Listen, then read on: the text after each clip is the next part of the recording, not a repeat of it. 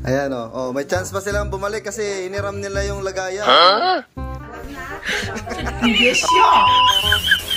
Yun, magandang araw mga kabayan. Ngayong araw nga nagkasabay-sabay yung mga magpipick up dito sa akin. Sa sobrang dami nyo nga, nagkakasabay-sabay na yung iba. Yung iba mayroon 2, mayroon 3, mayroong 4, mayroong 5 magkakasabay. Pero sinisikap ni Mamang Guard pagbigyan kayong lahat.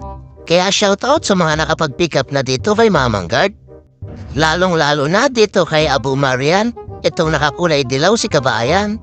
Yan yung isa sa volunteer driver natin na nagde-deliver sa mga hindi makalabas at hindi makapag-pick up kay Mamang Guard. Bukod kasi sa mga nagpi-pick up, meron din mga dapat deliveran. Kaya kailangan talaga namin yung mga volunteer na maghahatid.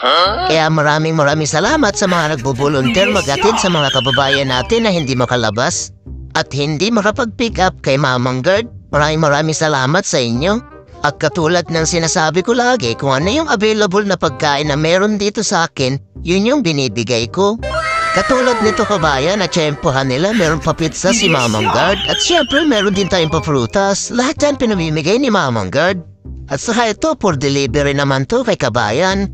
Yung nakadilaw si Abu Marian. Siya yung magdi-deliver doon sa mga hindi makalabas na kababayan natin.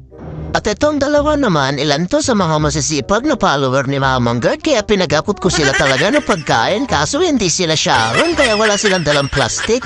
Kaya dyan na muna daw nila ilalagay para may rason sila para bumalik pa kay Mamang Guard. Ang galing! Ang galing! Ay, Mamang Guard, gusto mo mga sa video mo ay punta, sa video mo ito sa amin, the best ka talaga. Kailangan po yung mga kapatid kayo mga Guard, sa video mo, ipalo lang po siya, subscribe, like, comment, share mo po. Kaya po ipalo nyo na, mag-message na po kayo, legit na legit siya ang tunay. Sana all.